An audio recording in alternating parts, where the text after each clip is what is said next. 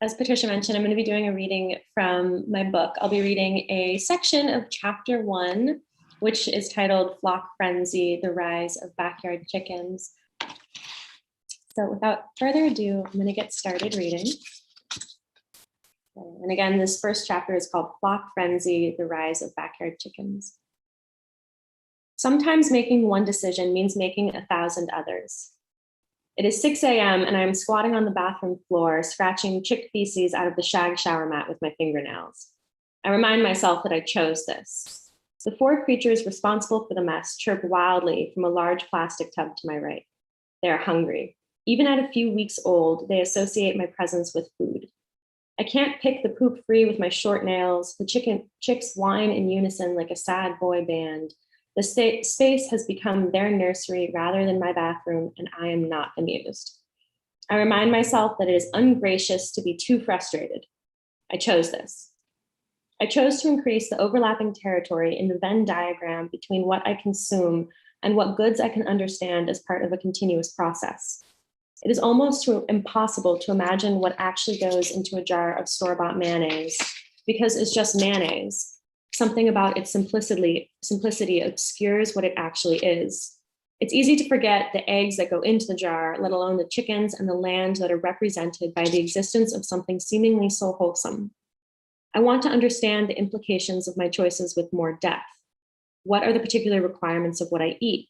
What kinds of resources, animal labor, and human participation are required when I eat meat and eggs? Is it possible, instead of trading money for food, to exchange bodily things like labor, time, and care? Because of that one choice to try and occupy my role as consumer with a little more awareness, I signed up for 1,000 others. Eventually, it will mean constructing a chicken run in the backyard, biking around an unfamiliar city to see urban chickens, crawling through dumpsters until wet objects weasel into the open lip of my waterproof boots, and biting into the soft pads of stewed chicken feet. But for now, in this moment, it just means finger-tweezing wet crap from the fuzzy blue fibers of a bath mat before I've eaten breakfast or had coffee or even used the toilet in a bathroom that is not my own, at least not anymore. My desire to get hands-on with food isn't unusual. In some ways, it's just a reflection of a countercultural zeitgeist that's gone mainstream.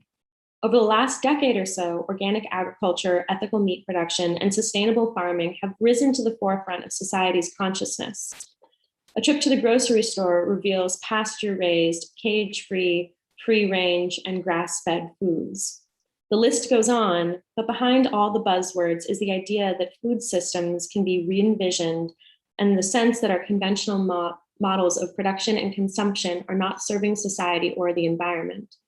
There seems to be a hunger for something more nutritious and understandable than anything that's plastic wrapped and marinated in preservatives.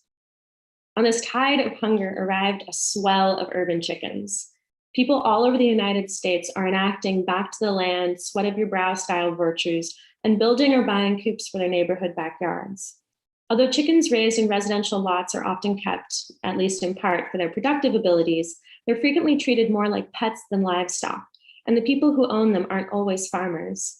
Some backyard chickens sleep inside, wear diapers, learn to pick the queen of spades from a pack of cards, or go swimming at the beach. Today, the backyard chicken industry churns out both practical items, like organic feed, prefabricated coops, and waterers, and arguably impractical ones, like chicken hats, leashes, and designer carriers. Through reenacting old ideals of simpler, more self-sufficient bygone times in newly imagined ways, backyard chickens are reflective of an ambiguity growing within individuals about environmental sustainability in contemporary life, but they're still entrenched enough in capitalism to provide a market for hen tutus made of pastel taffeta and periwinkle tulle. It's impossible to tell the story of backyard chickens without telling the stories of the people who care for them. Although cleaning the bath mat, I had no idea of it yet. Asking questions about backyard chickens as a phenomenon would lead me to people who grow their own mealworms for hens, who let their chickens live inside, who take their chickens to the beach, who go on road trips with their chickens, and who bring them to private air hangars. It will lead me to activists and rescuers and dumpster divers and farmers, but more importantly, it will show me how people's ideas about production, consumption, and agribusiness are changing and how chickens in a backyard can be indicative of shifting desires, priorities, and ideas about food. The concept of an ethical omnivore is a fraught one, full of complicated questions about what we should eat, how we should eat, and whether or not it's possible to consume an animal that didn't want to die and still retain any claim to morality. But this, too, is a central point to some of the questions raised by keeping chickens as productive pets. Chickens have become emblematic of a new brand of urbanism that reimagines what a city might look like and challenges our addiction to destructive consumption. People usually get chickens because they decide, for one reason or another, that making their circles of production and consumption smaller and more overlapping is important. My own foray into conscious eating began in college when I moved from California to North Carolina. I worked on an organic farm, and although I'd already earned my hippie wannabe card, I spent 2 years prior interning at an herbal apothecary and could recite the 7 leave no trace principles by heart. I double dug beds, churned compost, weeded hoop houses, and rode in the back of a truck filled with fresh turnips. Later, I transferred schools, moved to Oregon, and made friends with environmental science majors who volunteered at the community garden, bucket flushed their toilets, folded bear fat into pie crusts, and cooked roadkill raccoons in their crock pots. They talked about dumpster diving, biked everywhere they needed to go, and set up a community-wide Skillshare. I created a vermiculture worm bin and kept it under my desk so I could compost in my dorm room. People are radicalized incrementally. At first, you think it's just a job, then it's just friends, and then you're ordering a pound of red wigglers online and realizing your body feels best when it's stretching and bending under the weight of a wheelbarrow. And that's all it takes. After college, I moved back to California, tended a garden in front of the small cottage I called home, and found ways to eat meat that didn't involve corporate agriculture. I bought roosters from people I met on Craigslist. I used blood as a substitute for eggs and baked goods, and harvested banana slugs from the mossy hills behind my house, then deep fried them for dinner. I gave up ground beef and made burgers with crickets and put mealworms on homemade pizza instead of salami because insects require fewer resources than animals to produce the same amount of calories and protein. Once you start learning about commercial agriculture, it's hard to look away. And once you begin eating cricket chickpea burgers and chocolate cupcakes made with rooster blood, you're too far gone to go back. I began learning through my labor how to belong in my kitchen and navigate my hunger, and by extension, how to exist more responsibly in my world and more comfortably in my body. Since then, I've moved across the country again, this time to Southern Louisiana, and I want to do something I've never done before, raise my own chickens. My cottage in the Redwoods didn't have room for a coop in the backyard, but now I have the space and ability to join the ever-growing number of chicken people in the United States. Raising chickens is a natural extension of my desire to find the ways I fit into the fabric of my environment and have a life that is my own, rather than something sustained by unintelligible, money-hungry forces. From the heat lamp warm brooder, 4 sets of wet black eyes watch me, my own personal ultra-local iteration of backyard to table. The 4 chicks are recent additions to the household, which is a 10-minute walk from downtown and, at least on the weekends, within earshot of a heavy metal bar.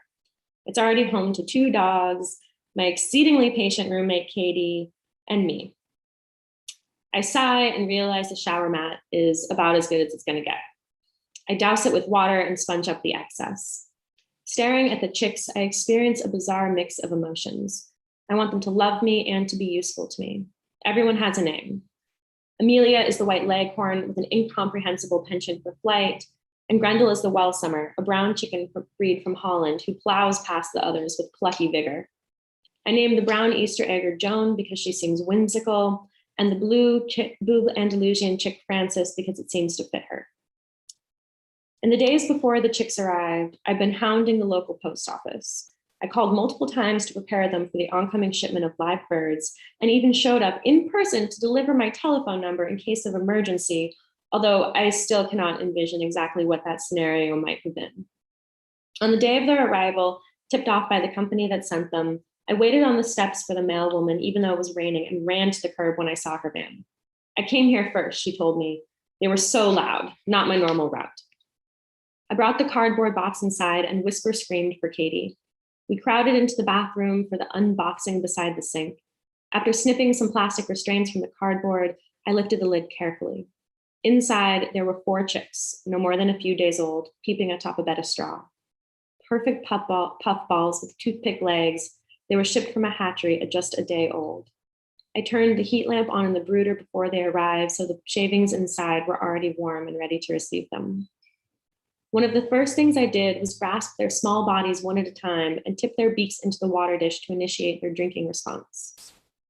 Researchers have observed that chicks who haven't been shown how to drink won't, even if they're thirsty and literally standing in water. I chirped and tapped my finger into the food dish. Negotiating around the wet spot on the bath mat, I changed the water and poured more feed in their bowl. Since the chicks have arrived, I've been waking up in the middle of the night to check on them, and I'm tired. They scuttle into a ring around the feeder and peck deliberately at their food. They usually follow a pattern of eating, drinking, and sleeping for most of the day, punctuated with some stretch of mischief. As I hang my hand over the side of the brooder, one tries to eat a freckle. Americans used to be comfortable with the idea of raising their own chickens for eggs and meat. It wasn't uncommon to keep a small flock in your backyard for eggs and slaughter them for dinner when their productive abilities decreased. Throughout the 19th and early 20th centuries in the United States, households, not companies or farms, produced the majority of chicken meat. People with average means and space in their backyards, not employees earning paychecks and reporting to managers, did the raising, handling, feeding, egg collecting, caring for, killing, plucking, and eviscerating, and created a direct connection between animals and food. The idea that slaughter isn't something everyone at a chicken-laden table should know how to do is a somewhat modern concept, spurred on by industrialization and capitalism in the late 19th and early 20th centuries. As societies became more industrialized, beliefs about how humans should interact with animals shifted. Laws changed, animal production was sequestered away from urban housing, and cultural expectations concerning metropolitan life were altered. Spaces became increasingly divided between life and work, implicitly characterizing things like physical labor and animal husbandry as emblematic of rural environments and antithetical to urban ones. The terms production and consumption became oppositional, and the pervasive idea that metropolitan areas were civilized centers and animals degraded the quality of life this image promised spread like blood in water. Animals were seen as dirty and indicative of immigrant neighborhoods or lower class housing. It must be need, the slanderous logic went, that would drive a worker to raise their dinner rather than buy it from the store. In the 1920s, the US Supreme Court decided to uphold the legality of municipal powers to regulate land use, which allowed local control of chicken husbandry practices. In the period of urban sprawl following World War II, restrictions further cemented the idea that urban and rural spaces should be kept separate. Today, regulations still limit chicken ownership for many Americans, especially those who live in urban areas or on smaller lots. As food became industrialized, prices dropped. This trend had to do with supply. For the broilers that were produced in factories and commercial farms during the second half of the 20th century were far more tender and palatable than the backyard hens of yesteryear with their thin bodies and tough developed muscles. But the shift also had to do with convenience. Young, rapidly growing chickens take less time to cook, and the availability of individually wrapped legs, breasts, thighs, or wings was increasing since butchers weren't purchasing and carving whole birds. The idea of eating meat offends some, but not nearly as many who are offended by the idea of killing an animal. It seems that people at some point stopped and then forgot how to slaughter their own meat. While 21st century chicken keepers don't generally raise their chickens for meat, they do incorporate some traditional values like frugality, self-sufficiency, and hard work. Backyard chickens are on the rise, partially because the style of living they exemplify rebels against modern metropolis ails. In the wake of stresses about increasing urbanization, environmental collapse, GMO foods, and kids growing up with their fingers on screens instead of in the dirt, chickens provide an all-inclusive reprieve. Chicken people tend to have concerns about the environment, industrial food, and the economy of commercial agriculture. By owning chickens, they perform a feat of micro-resistance against society's dominant forms of consumption and create a counter-narrative to the story that food, something we all require on a daily basis, can only be produced by certain industries and sequestered spaces. It's become clear that the predominant ways of producing food are no longer sustainable. The standard response from corporate agribusiness would ask us to consider how the carrying capacity of the planet has increased and how today people are fed and fed better than they were 200 years ago. We'd be asked to examine how in the industrialization, specialization, and mechanization of agriculture have allowed for greater yields with fewer inputs. The diversified farms that produced a variety of vegetables and livestock later transformed into sweeping monocultures would be considered a feat of corporate agricultural success, but the world is paying for the price of cheap food. Look no further than the ways agriculture has decimated the United States topsoil, which is lost at a rate of 10 to 40 times faster than it can be naturally replenished, and comes with a $3.7 billion annual price tag by way of productivity losses, which is a fancy way of saying we're diminishing the quality, capacity, and fertility of land. Look no further than the low life expectancy and high infant mortality rates in North Carolina communities near commercial hog farms, the antibiotic-resistant strains of E. coli found in chicken meat worldwide, or the video footage of Tyson employees impaling chicks with a nail on the end of a pipe.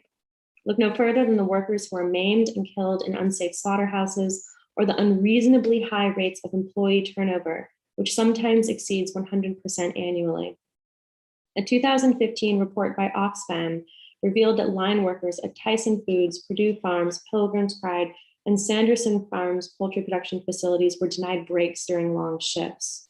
Ray Offenheiser, Oxfam's president, stated in a press release that, quote, poultry workers are among the most vulnerable and exploited workers in the United States, end quote. These industries leverage the US immigration system by hiring undocumented workers at disproportionately high rates on the assurance that this will allow mistreatment and exploitation to continue.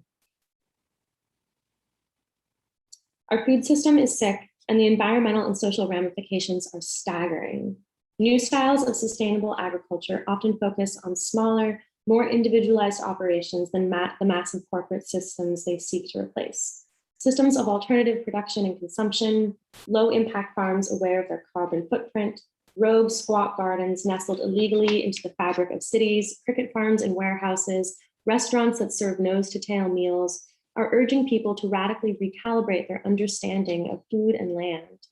As Wendell Berry observed, quote, how we eat determines to a considerable extent how the world is used, end quote, and we are reimagining eating.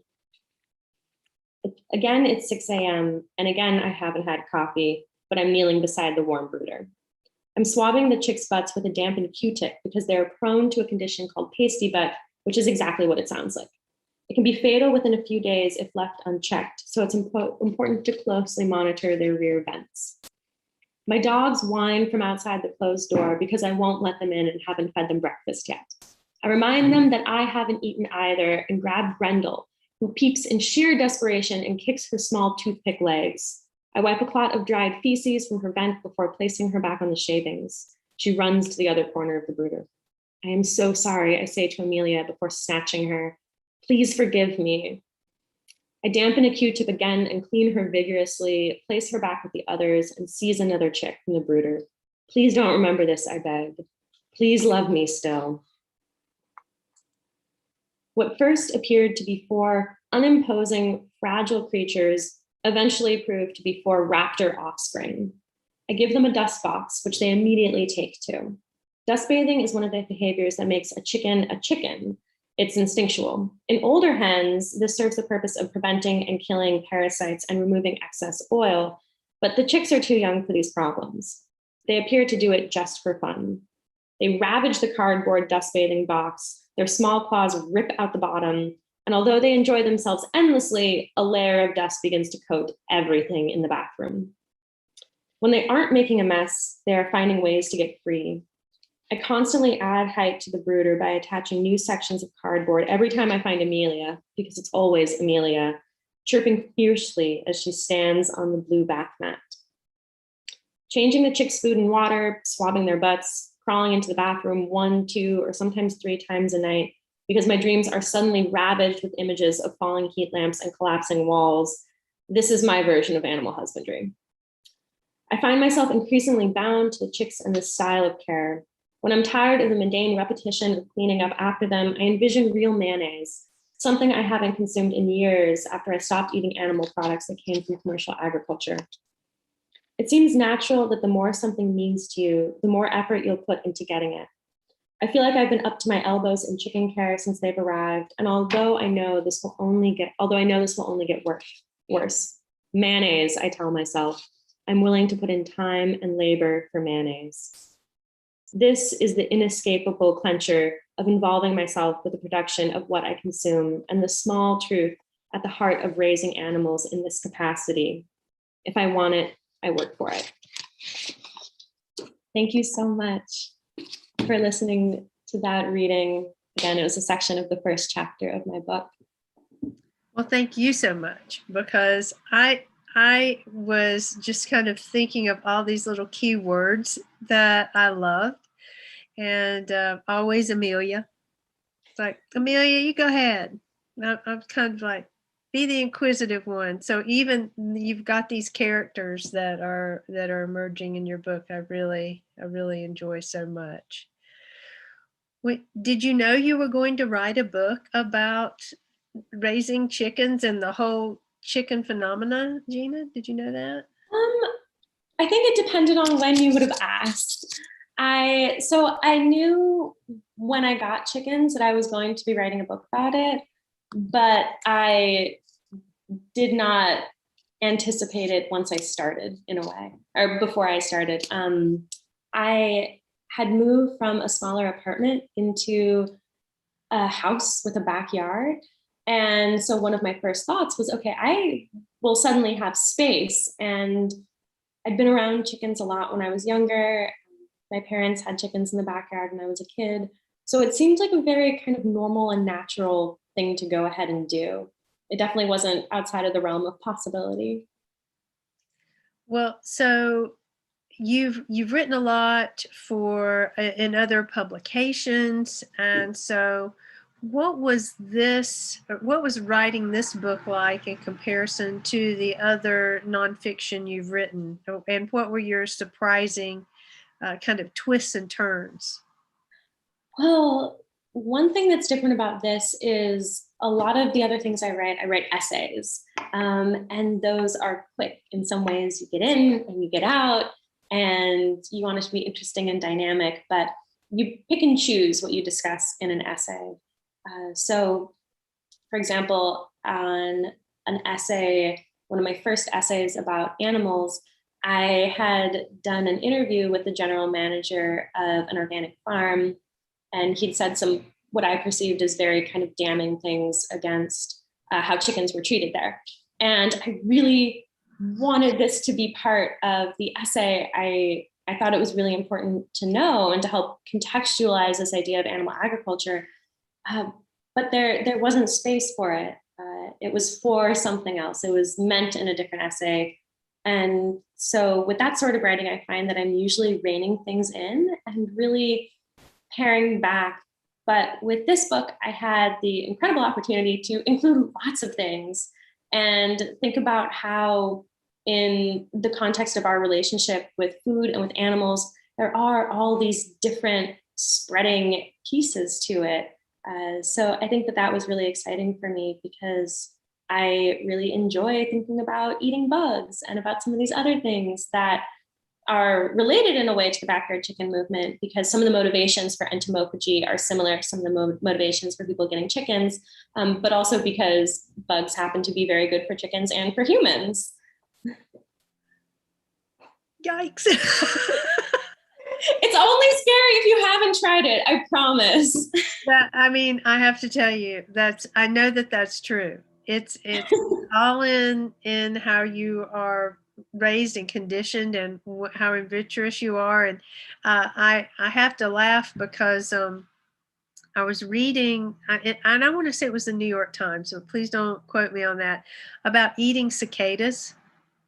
And then we got an audience question about cicadas. So I feel like I really must get the cicada in here somewhere. So I will, I'm going to pose this question, and it's from Whit Bellado. And the question is, Gina, have you had a chance to take advantage of this cicada year? Not really, unfortunately. I was able to hear some of it. I'm currently traveling, so I'm not in Louisiana at the moment. And I do really appreciate getting to listen to them, but I have not been able to take advantage from either a chicken food standpoint or like a personal booster pleasure standpoint. I love listening to them too. And, I've had escargot, but I've never had a cicada. I've had cow tongue. Never going to forget that. But, what can I say? So when you are thinking, when I was listening to your, how you're raising these 4 little chickens, pasty butt, are we ever going to forget that? Like, how did you learn? How did you learn these things? That what you needed to look out for, watch out for? Or what was your process for preparing for raising chickens? Yeah, I think some of it was implicit learning from being young around chickens. Our family ended up with chickens because our neighbors had exceeded the legal limit of how many chickens they could keep. And so we ended up with them, but it was really nice because we had, and these neighbors were also really interested in like environmental sustainability and did all sorts of interesting things like built aquaponic systems in the yard. So we had friends and neighbors growing up who were really knowledgeable about some of these things. And so as a kid, I just had like a little bit of that almost like chicken mentorship of what's really helpful. And then as an adult, and my parents had chickens throughout most of my time in college. It's only until maybe in the past 5 years that they have not had chickens. Obviously, I was not in college 5 years ago, but throughout most of my life, they've had chickens. Anyway, and so I also learned about chickens just by reading things about chickens. There are so many really good books out there on how to keep chickens, on like why to do certain things that you might do with your chickens. And I also think I learned a lot in the process of writing this book, because I was speaking to people who'd considered things about chicken care that I hadn't considered, about experts in chicken care. Something that really stuck with me was someone, Matt from Carolina Coops, which is a like high-end coop building company. He mentioned that having high ceilings in your coops is really important, not only because it provides ventilation, which is something I'd considered before, but because chickens instinctually can feel safer with space above their heads because they're used to roosting in trees with nothing above them.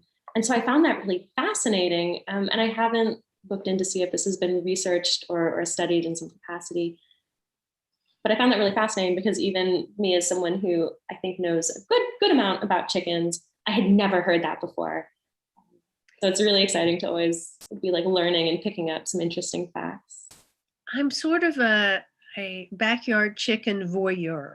Okay, I think I shared with you in the audience that I live next door to some backyard chickens, and sometimes they're in our backyard. And it's like seeing a celebrity, I have to say, because, we really don't interact with them, and they scooch off, if we're kind of like, if we're going to our car and they just happen to be down by the car, and then they run off. But we talk to them, but they got their own priorities, and it's not hanging out with us.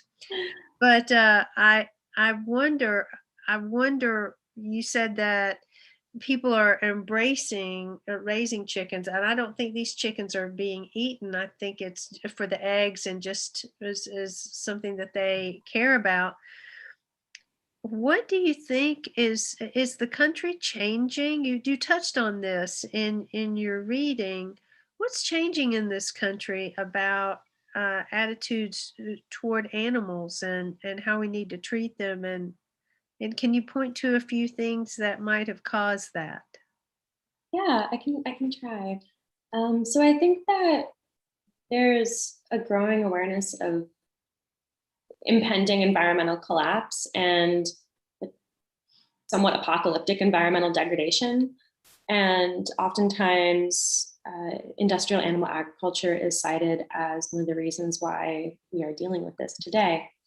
And so I think that there's a piece of it that's, I don't want to say in self-preservation, but the awareness that things need to change and we need to start relating with the environment and with animals very differently than we have been, that these systems are not sustainable. So I think that's part of why there's been an increased consideration for sustainability and environmental movements. And I see backyard chickens as like this small piece of all of that, right? There's a lot of different aspects to contemporary sustainability. And so backyard chickens, I think, are situated within that. I also think that some attitudes towards animals are changing because we have a bit more exposure to conditions that animals face in industrial systems. And there's a limited capacity for things like videos of animals being abused at Tyson or something like that to change consumer habits. But I do think that they do for some people. And I think they do in some situations. I also think that in general, there's a different relationship happening with people and animals outside of the bounds of food. So something I've noticed is I have 2 dogs, and I have talked to my fellow dog friends about this, or, dog owners. And there's maybe a little bit of shift in how dogs are being raised sometimes today than how they were for my parents' and grandparents' generations. We've talked sometimes about how dogs that were around my grandparents' generation would just like roam the neighborhood and it was fine. But I keep like a spare leash in my car in case I find a stray so I can take it to its owner. So I think some of those attitudes are shifting, and that's also affecting chickens and the backyard chicken movement and how people consider their animals. I definitely, I feel like this book was, I feel like you're talking to me personally, and I love it. And I say that because also my grandmother, my paternal grandmother grew up on a farm, and my aunt and my father grew up there too. And the way they raised animals, it was cows, chickens, pigs, and then they had the dog, Barney. And Barney was fed scraps from the table, whatever, in a big tin bowl. And that's what Barney got. Right.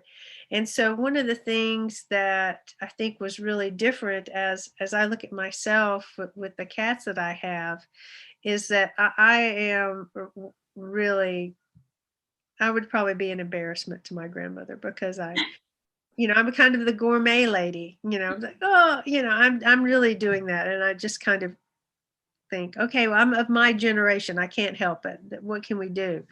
But you really do touch on those changes over time, not just the kind of the larger macro history of people's relationship to food, but then also this I don't know, is it wrong to say couture culture for pampering? And I mean pampering animals. What do you do you have a take on that? What's your hot take? What's your hot take on that? Well, I think it depends. So some people seem to have chickens as companions the way you'd have a dog or a cat, where they really generally do everything with these chickens, and that's their like primary animal attachment in a way. And then I think sometimes there can be the tendency, because it is more like trendy, to use chickens, right? To use them for likes on social media or for something in this way. So I think there's multiple kinds of relationships with like hyper pampered poultry. Hyper pampered poultry. Yeah. This is a gold mine. Okay. I just love this. Hilarious. Go ahead. I'm sorry to interrupt. No, that's great.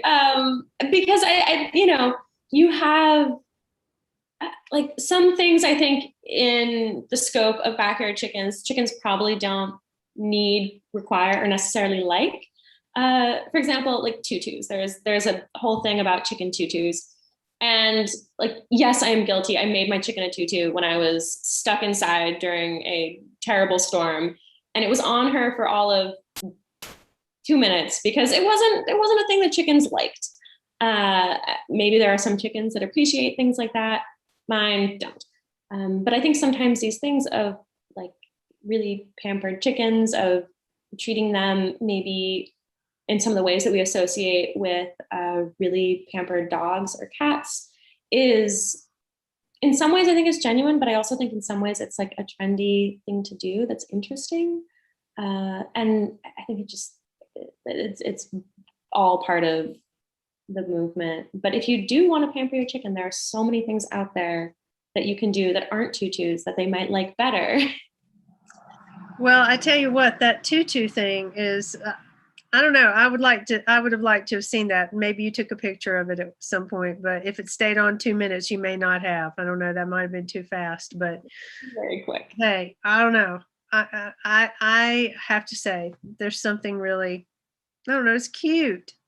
But if they don't like it, okay, fair enough, chickens. We're going with what you want. I was also thinking about the way that, and I'm sure you're familiar with the writer Cy Montgomery, who wrote The Soul of an Octopus. Does that author ring a bell to you? Cy Montgomery, and she wrote a book called The Good Good Pig, and she is a writer like you who deals with trying to understand the context in which we interact with animals and how that changes over time. And so she wrote a book called Soul of an Octopus, trying to understand probably one of the strangest creatures of all, who seem very intelligent. So how would you, as someone who's been raised with chickens, you've been around chickens, what, I know I'm going to ask you this. What is the soul of a chicken? What is the chicken? What is the chicken essence? I'm not sure I can answer that. That's a really good question. I think one thing I've noticed about chickens is I think their intelligence is sometimes underestimated. And I think it really depends on the chicken. I wouldn't consider them a monolithic group, particularly because environmental factors play such a huge role in animals' development and behavior. And so modern chickens, we know through a domestication process, have increased it's called a response threshold, and it's the point to which they will react to stimuli. And their brains have also changed to where they're not producing the same amounts of stress hormones when they have something terrible or fearful happen to them as their more wild predecessors. So I would say, if I was going to attempt to say something, the soul of domestic chickens is more forgiving than their previous counterparts. But because they have they've undergone a domestication process to a certain extent, I think you can have chickens who are really interested in people, want to spend time with people, been in environments where they've had really good associations with individuals and been like trained to do this in a way. So one of the people that I speak to in the book, his name's Dave, and his chicken Sammy, they've been skiing together, they go to the beach, they go swimming, they do everything together. And you can tell from the way they interact that Sammy really looks to Dave as like a secure figure, to make sure everything's okay, and feels very comfortable just being around him, even in strange environments. I think that if I took one of my chickens to like a park, it's just as likely that she would go off and eat bugs and ignore me than I could get her attention, right? Because that's not necessarily the environment that I've raised the animals in.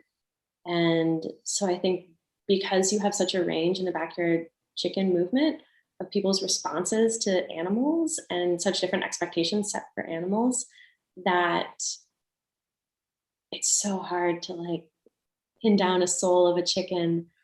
Sorry, I didn't mean to ask you a tough question. No, that's such a good question. I really like that question. I'm going to be stewing on this for a little bit. It's a good question. Well, I really was inspired and deeply moved by that book, Soul of an Octopus. And your book reminds me of that, because you're really trying to get at the human animal relationship. And then what then how do we understand this change, the backyard chicken movement? What's the, the microcosm is how different people are interacting with chickens and why they're raising them and what are they doing, and then it's a sort of emblematic of larger things happening too. And so I really appreciate that about your book as well. So thank you for taking that question on. You were very willing to do it, and I appreciate it very much. Thank you You went through a lot in this book. You was there any part of it that was difficult to write, that you maybe had forgotten, or once you started kind of getting into it, you thought, oh, that was a tough point? Yeah, I think there were different points that were hard to write. I was fortunate enough from a writer's perspective to be writing this book as the events were unfolding, which is something that not everyone likes to do, but that's my personal style, and I really like that. So that makes it easier from a technical standpoint for me as an individual. But there were definitely things that were hard to write, not only because they were sad or hard or I messed up, but because I think sometimes it's really hard to walk a line when you're writing about these topics that can be pretty controversial in some ways, or anytime that we're writing about food, I don't want to tell people how or what to eat because I don't think that's my place. And so sometimes being mindful of that line was important for me. I also noticed that sometimes it was a little bit hard to not be critical when things were happening or I was encountering people who were participating in things that I did think were potentially not super advantageous. So that was something that was a little bit tricky as well. I think probably the hardest chapter to write was the one that dealt with animal slaughter. So these chickens that were introduced in what I read, those were egg-laying hens. They're egg-laying hens, and egg-laying hens are very different than meat chickens or broilers, which is something I don't think people necessarily realize, that these are two very different animals who've been selectively bred for very, very different reproductive purposes or productive purposes. So when I ended up getting Cornish crosses later in the book, that chapter about slaughtering them and going through the process, I think was one of the harder ones to write, because I found that I not only was dealing with emotions of like really missing these chickens that I'd grown attached to, and not only trying to navigate being delicate about describing something that's inherently somewhat violent or not nice to read about in a way, but also because it was just a lot of information to get in and then walking different tightropes from a craft perspective. Since you mentioned craft, I think that it's always interesting to hear about a writer's process. And I'd be curious, and I think our audience would like to know, what's your writing process? Do you write every day? Do you write a journal? How do you make it happen, Gina? What do you do? So it's an interesting question. If I was asked before the pandemic, I would have a different response. But I think I have noticed that my writing practice has changed in the time of COVID-19. Things change in global pandemics, it's expected. So I'm getting back into journaling as a not daily, but multiple time weekly event, which I'm really grateful for. And one of the things that I think is most central to my writing practice, I kind of mentioned it earlier, is like writing as events happen. And I had when I was doing my MFA program at the Northwest Institute of Literary Arts, I had one of my professors who worked in journalism and did a lot of literary journalism, encouraged us to write everything down right after. Like if you get in your car after the event, just write everything down because you'll have it there. And so that's something that I really like to do that was really advantageous for me with this book, and that I really enjoy doing with like when I'm writing essays. So just having things be fresh is really helpful. I also am very interested in doing research and incorporating research into what I write. And so I sometimes will front load the research part of writing, depending on what I'm working on. If I have questions about something and I vaguely know the personal pieces, then I'll do a bunch of research and reading. But what I enjoy most is when I can almost mentally collage some of these pieces of like frantic notes after events and then like doing research as things go on. So oftentimes if I have notebooks or if I'm working on a project, it'll just be a really chaotic stack of papers in a certain kind of specific organization based on chronology of when I'm doing research and experiencing things. How did this book come together for you? Did you find that it cohered quite easily, or did you find any part of the process, even the editing process, challenging? A little bit of both. So I had a clear plan of what I was working on and individual chapter summaries and guiding questions for chapters before I started, which kept me and my brain on task. But I also found that through the editing process, there were things that I wanted to go back and discuss and look more into, do more research about.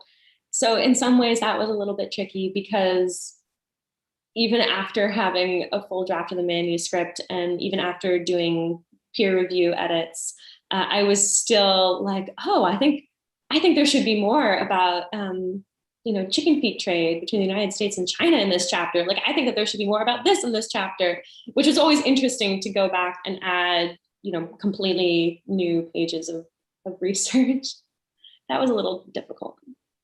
You said interesting, and I thought, well, that must have been also harrowing to just say, no, I'm going to add. Did you have to defend those choices, or did you feel like, no, it's got to go in there? I really didn't feel like I had to defend things. I had an absolutely wonderful time working with University of Washington Press. I could not say more good things about the publisher. And one of the things I really appreciated were some of those additions were suggested by the wonderful editors that I worked with. So I like keeping things in progress and making changes.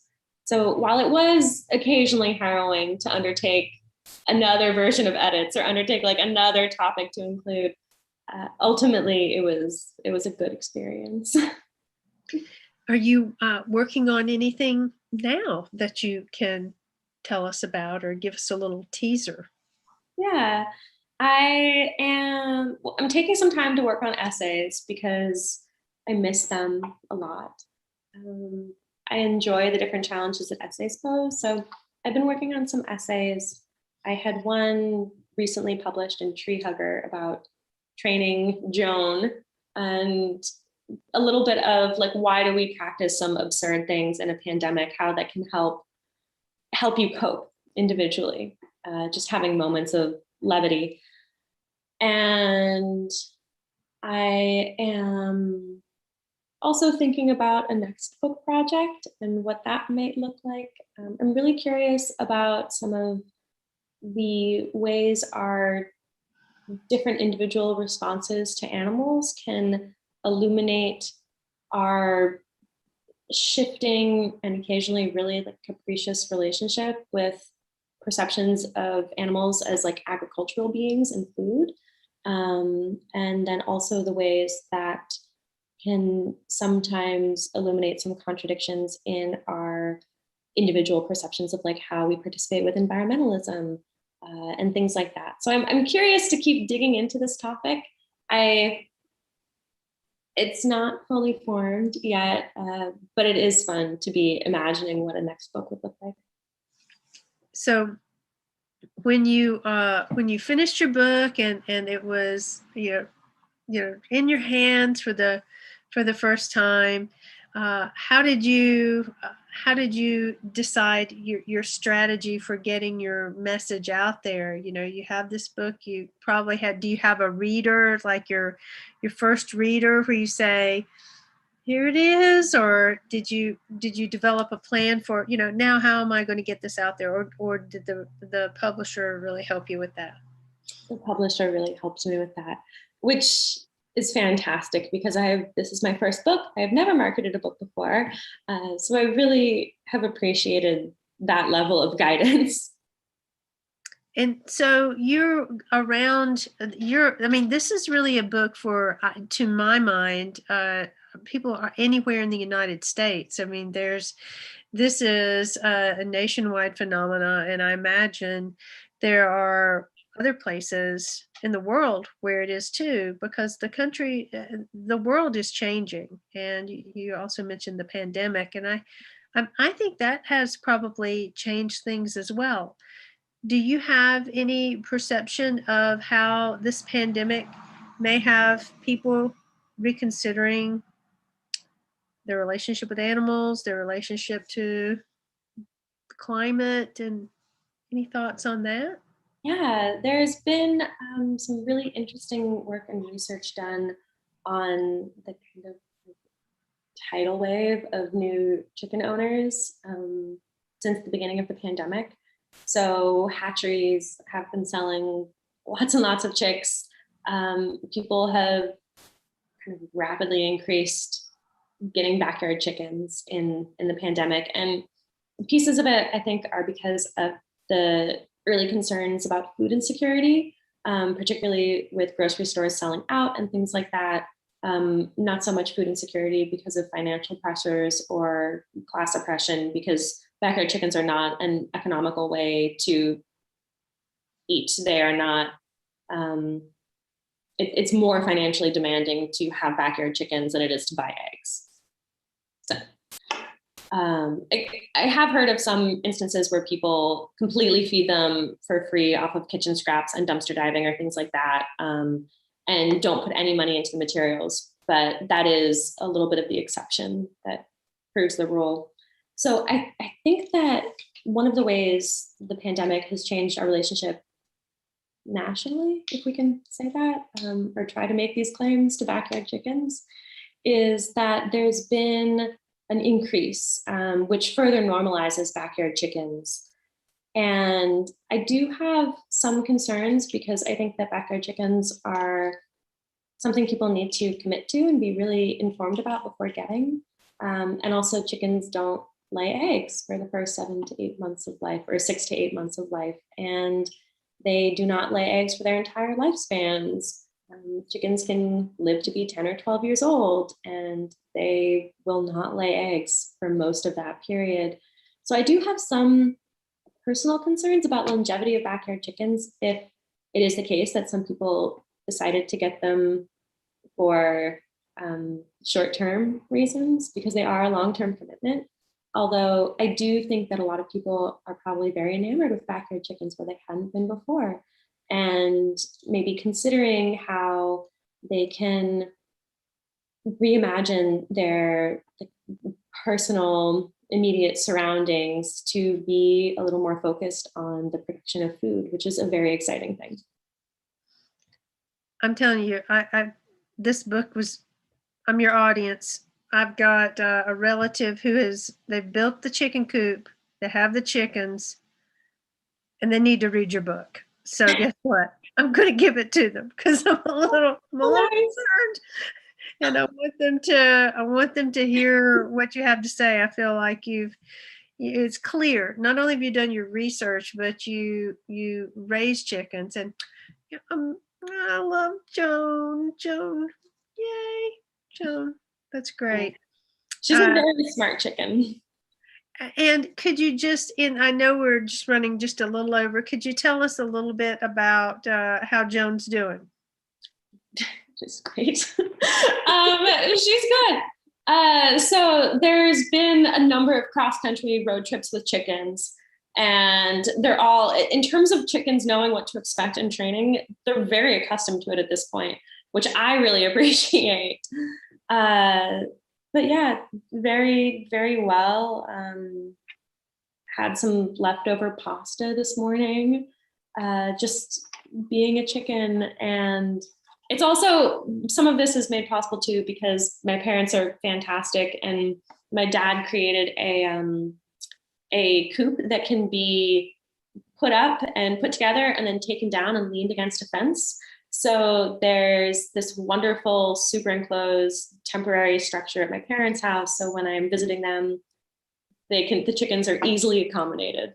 And that just makes it so much easier to be gone for long stretches of time. I don't need to worry about finding chicken care, and then to bring them and incorporate them in different adventures.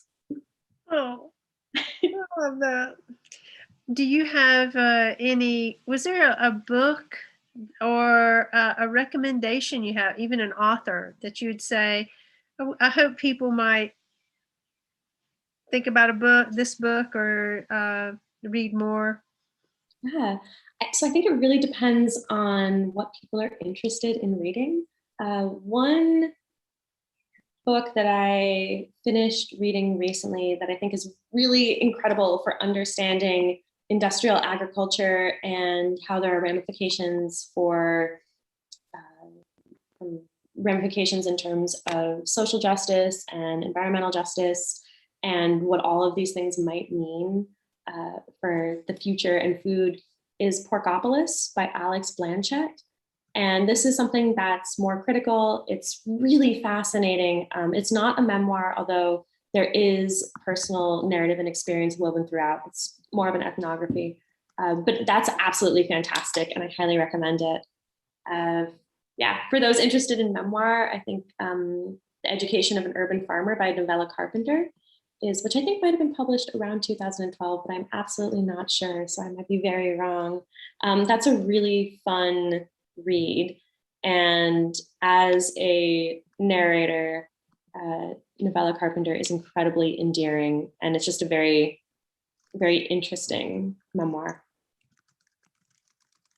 I am posting these in the chat for everyone so that they can take a look at those. And for people who weren't able to join us tonight, they can go back with the link that they received and watch it later, which is another great thing about virtual events. Well, Gina, thank you so much for talking so eloquently and in coming from a place of information and compassion, because I think that we are at a time of great transition. And I know I wanted to make chickens a monolith. And thank you for saying, hold it, Patricia. Don't talk about chickens in a monolith like that. That's not right. You didn't say that. I'm just kind of kidding. But you did. You know, it is fair to say there's diversity amongst the domesticated chickens. Okay, so let's not lump them all together. I am so glad you were able to join us. Gina Warren's book, which is a great title, Hatched Dispatches from the Backyard Chicken Movement, is available to purchase at Malaprops or at your independent bookstore. Gina, thank you so much for joining us, and we hope to get a chance to meet you in the store sometime, so please come by. Yeah, Patricia, thank you so much for having me. I really enjoyed speaking with you tonight.